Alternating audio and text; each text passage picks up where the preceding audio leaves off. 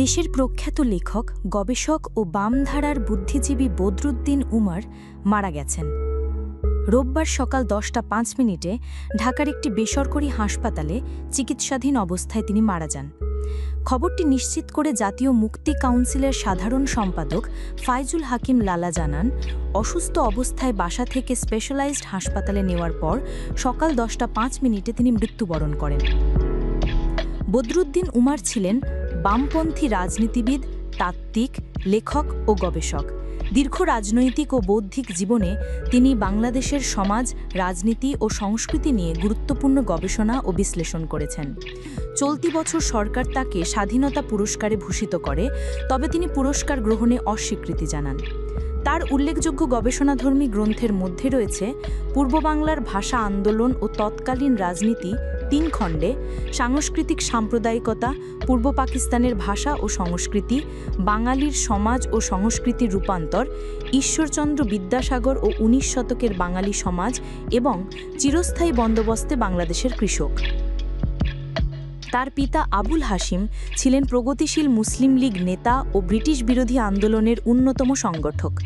1952 সালের ভাষা আন্দোলনে বদরুদ্দিন উমর ও তার পিতা দুজনেই সক্রিয়ভাবে অংশ নেন।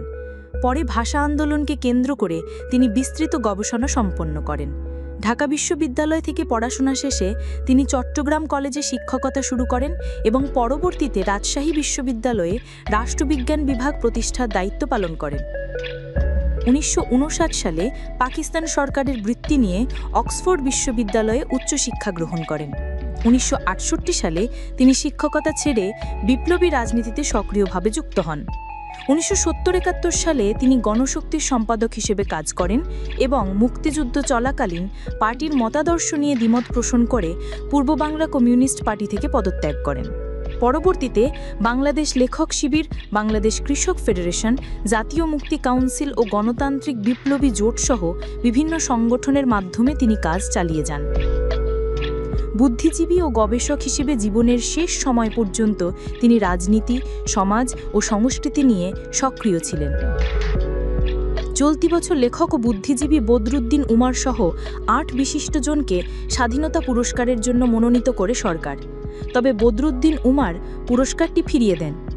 এ বিষয়ে দেওয়া এক বিবৃতিতে তিনি বলেছিলেন, 1973 সাল থেকে আমাকে বিভিন্ন সরকারি ও বেসরকারি সংস্থা থেকে পুরস্কার দেওয়া হয়েছে, আমি সেগুলোর কোনোটি গ্রহণ করিনি। এখন বর্তমান অন্তর্কালীন সরকার আমাকে স্বাধীনতা পুরস্কার দেওয়ার ঘোষণা করেছে, এর জন্য তাদের ধন্যবাদ। কিন্তু তাদের দেওয়া এই পুরস্কারও গ্রহণ করা আমার পক্ষে সম্ভব নয়। এই প্রেস বিবৃতির মাধ্যমে আমি এটা জানিয়ে দিচ্ছি।